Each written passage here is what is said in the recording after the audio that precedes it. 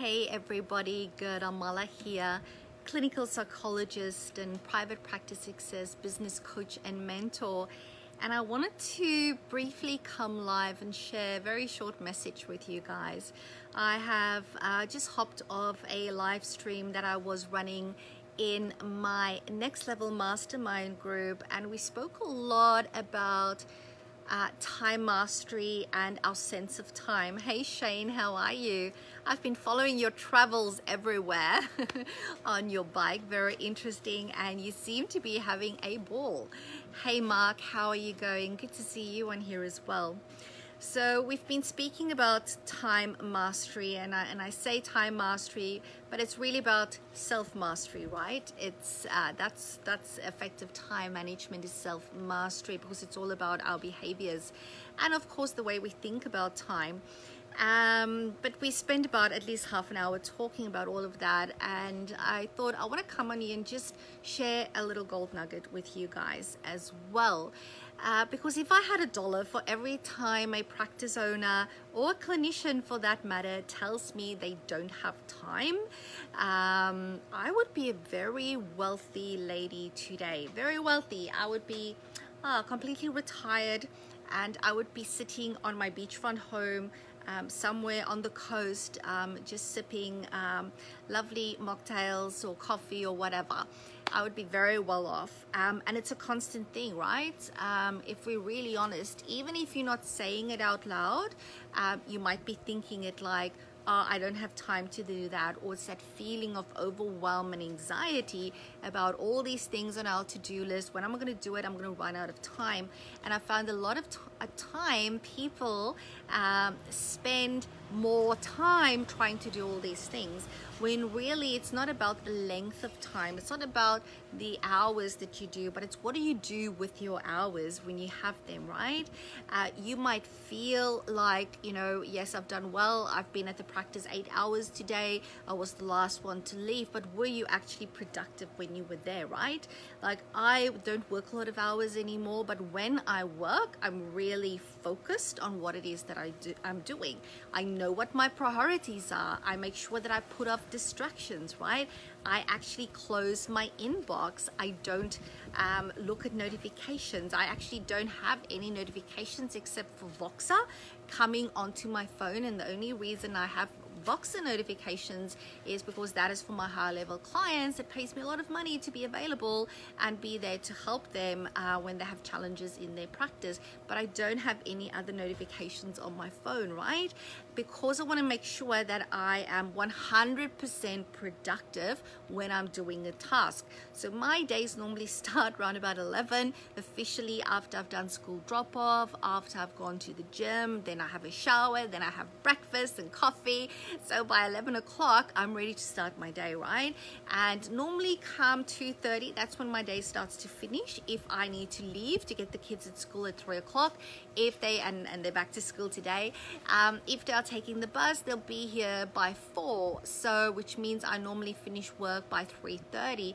So 11, 12, 1, 2, 3, that's 4.5 hours maximum that I have per day to run my business and do my work. Yes, of course, every you know, I'll be on social media maybe once the kids are in bed, that type of thing, which I don't really see as work, to be honest.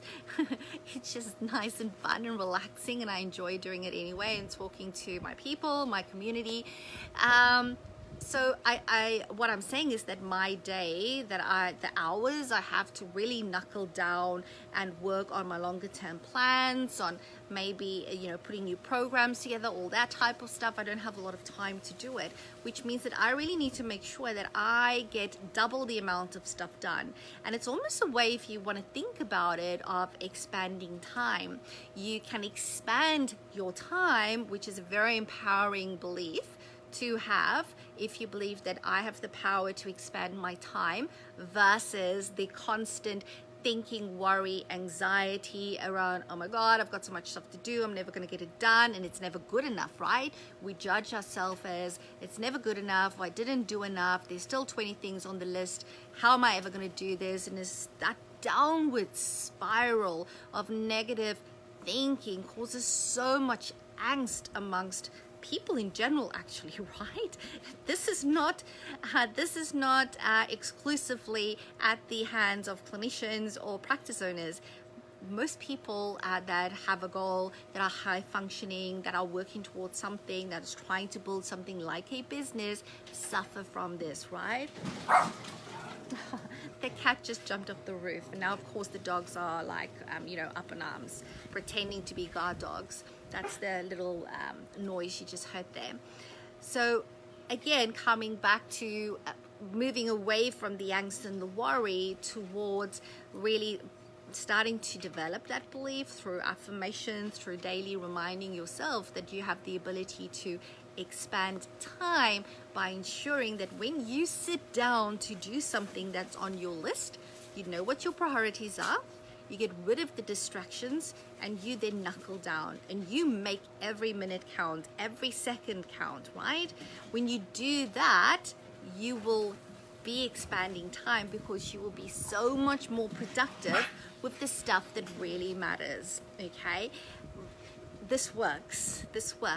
When I first heard this notion or this thought of expanding time, I just immediately wrote it off, okay? And I just went, you can't do that, because you can't add an extra hour to the 24 hours. You can't just make your day 25 hours, but that's not how you do it.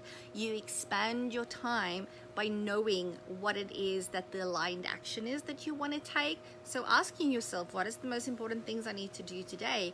What is those things that's going to move the needle on me building my practice, move the needle on me pursuing my goals and my values and my dreams, that's going to move the needle in me developing better relationships with my kids, my husband, my spouse, my family, colleagues, peers at work. It doesn't matter what it is for you.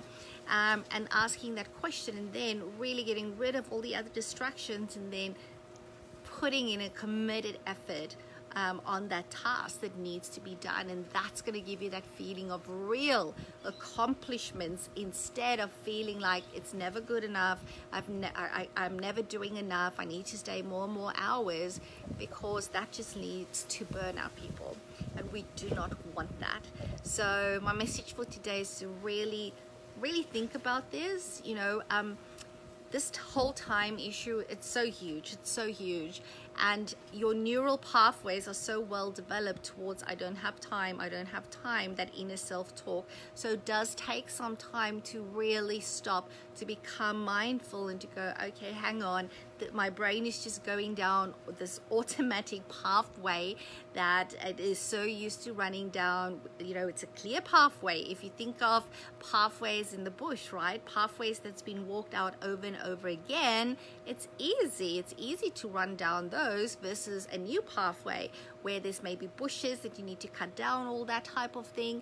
But it starts by being mindful, saying, no, I'm not going to take that easy route, the route that my mind always thinks, because that's not helpful to me. I'm going to really start thinking about time, and really start going, you know what, I can expand time. And you now know how to do that through the methods that I've described to you. So go out and do that, and really take control of your days, of your weeks, of your time. That's how you take control of your life, right? And that's why I said it's not about time mastery, it's about self-mastery, because this starts with you. First of all, the mindset, that belief that might start as an affirmation, but then going and implementing those steps to actually achieve those things. All right, everybody, I'm gonna love and leave you. I'm gonna go inside, get ready to get the kids from school. They've just had their first day of school, of course. And remember, as always, all you need to do is say yes to your very own ultimate level 5 private practice. And I'll speak to you again very soon. Bye for now.